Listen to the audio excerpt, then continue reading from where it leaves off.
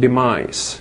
And that is why in some hadith, when we discuss the issue of silatul raham, keeping ties with your relatives and loved ones, and the opposite, which is qata'ur raham, breaking ties, and we talk of children who become aaqul walidain, in other words, they are disowned by their parents.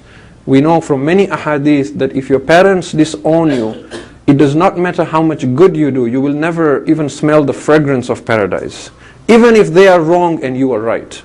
And I've talked about this time and again, that if your parents are wrong and it is their fault and they oppress you and you only look at them with anger, Allah will not accept your prayers.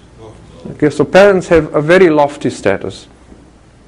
Now when we talk of aaqul walidain, we know from hadith that some children become aaq to their parents in this world. But after their parents pass away, they regret and remorse over what they failed to do. And they do so much good for their parents who have passed away. They send them so much in terms of spiritual gifts that their parents forgive them and they become blessed by their parents.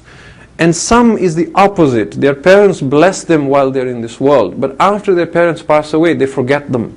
They forget them for so long that the spirits of their parents disown them. So in other words, we can become aaq of walidain even after our parents have gone, which therefore means that relationships remain even regardless of whether the person you're related to has passed away or not.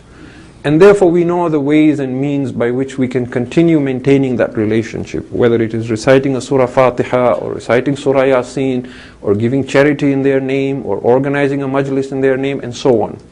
And when this is done, the spirits that pass away receive what we send them as gifts, as hadiyah. And that is why we have another narration that says that when they sit amongst themselves and some of them receive gifts but others do not, those who do not receive gifts from their relatives in this world because they have forgotten them, they are embarrassed in front of the other spirits.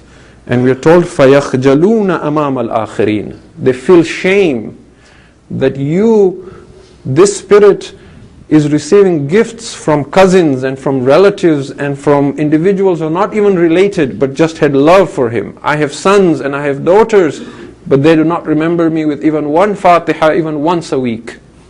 Okay?